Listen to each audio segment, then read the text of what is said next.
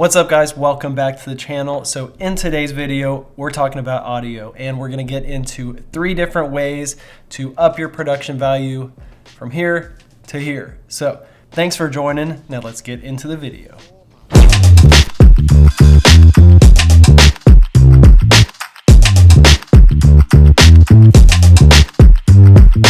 Okay, so number 1, I think this is the best solution for any type of video production. This is what they use in movies, TV shows, for pretty much every scene, unless it's like impossible to do. And that is what I'm using right now, which is a boom mic. So having your audio in a fixed position to where nothing's gonna be touching the microphone on accident, nothing's gonna be bumping into it, covering it, or anything.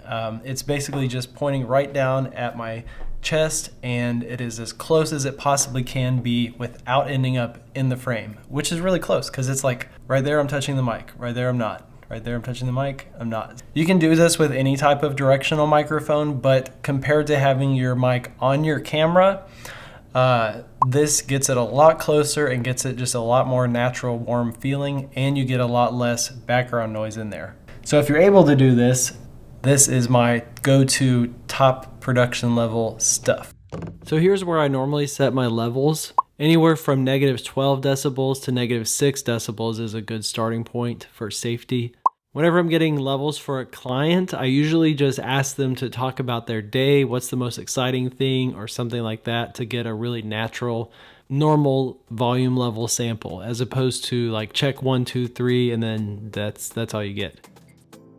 So the only real downsides for using a boom mic is that you can't get them into every shot, like wide shots, or if you're shooting by yourself, it's kind of a hassle to have to set everything up and rig it. Obviously for moving shots, if someone's walking and talking, like on a real estate tour or a lot of brand videos, you can't hold a camera and a gimbal and a boom mic and all that stuff by yourself. Pretty much impossible. That's where wireless lavalier mics come in handy. So here's the one I have. Let me unmute it.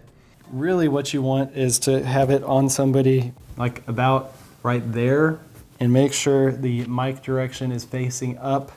This is the transmitter end, and I've got a receiver on my camera plugged into the XLR input on my C200. It's got a thing that attaches to your hot shoe and everything. So if you're doing any type of work where you have like your camera on a gimbal and you're filming someone walking and talking, that's my go-to for that, because once you're set up, as long as you have a fresh new battery, it's super easy and you don't have to do anything after that.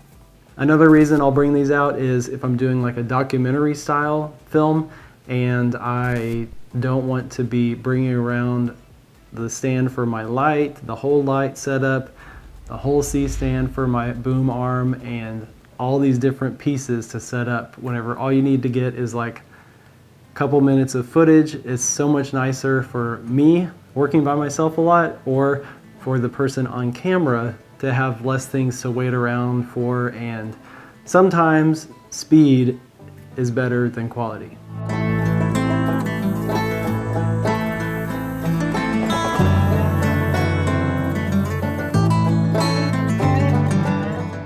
Okay, so here's some tips for if you're shooting with a lav system on people that don't have shirts like this, or jackets, or if you just don't want it to be visible in the shot at all. Here's what you do. This is a little hack I came up with because a lot of times, especially if it's hot,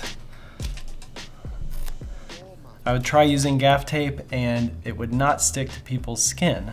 So I just got these extra sticky Band-Aids and found out, look, you can go like this. You want to put it like right here. The easiest way is just do that and then drop it through their clothes so you don't have to wire anything up all weird and awkward. It's awkward anyways doing this for someone, but the best thing to do is just get it over with and act professional and move on.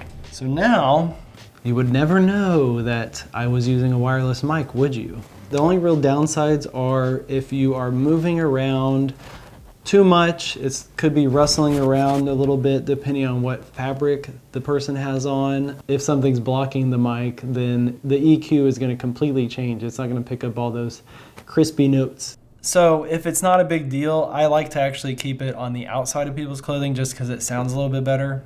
The main reason I would do this is if someone had like a low cut shirt and there was nothing to clip it onto, or if they had a t-shirt, you really don't want to like clip it to the top of the t-shirt. It just looks really weird. Also, if you get into wireless setups, you're going to realize that you're going to burn through a lot of batteries, just like flash photography. But I highly recommend you get these InnoLoop Pro rechargeable batteries. It's a little bit more money up front, but you only have to buy them once. So if you're doing this type of stuff a lot, you're gonna save a lot of money in the long run.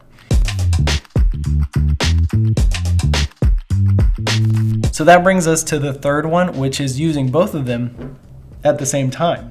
So this is kind of the foolproof method. Obviously it costs more to get started doing this because you have to buy like everything and you need to have a camera that has 2 audio inputs, but that way if your clothes are making a sound on the wireless microphone like that, or if you accidentally like bonk that thing or whatever, you're gonna have another audio source that doesn't have that sound and isn't blocked and isn't picking up something bad, or if one dies or something, you're gonna be covered. This is actually the best option if you are not using a cinema camera, and it is way cheaper. I still use this all the time, especially for voiceovers, or if I need extra tracks for something, or if I'm just using my mirrorless camera and want better quality audio. So as soon as it's in your budget and you're doing a little bit higher end stuff, it's really good to invest into a way to do 2 audio sources at the same time. So if you've been around for a while, you might assume that I just do real estate stuff, but I actually do a lot of brand videos, interviews, documentary style filmmaking, and more. So if you're interested in any more content on that, make sure to leave a comment. And I would love to make tutorials on that next, because winter is one of the biggest seasons for doing marketing type of videos for brands and companies, because some industries like real estate slow down a bit in the winter and people start thinking outside the box of things they can do to stand out. So I hope that was helpful and eye-opening for you if you haven't seen any of this stuff before, or if you're just curious what I do. I know it takes a while to learn about audio and get your levels right, get your EQ right, and positioning and all that stuff. So if you guys like this video, make sure to smash the like button, hit the bell, turn on subscribe, turn on the bell for notifications for future videos so you don't miss anything. And I look forward to seeing y'all in the next one. Peace. That's what it looks like. It looks so stupid on that camera over there. All right, bye. Oh my.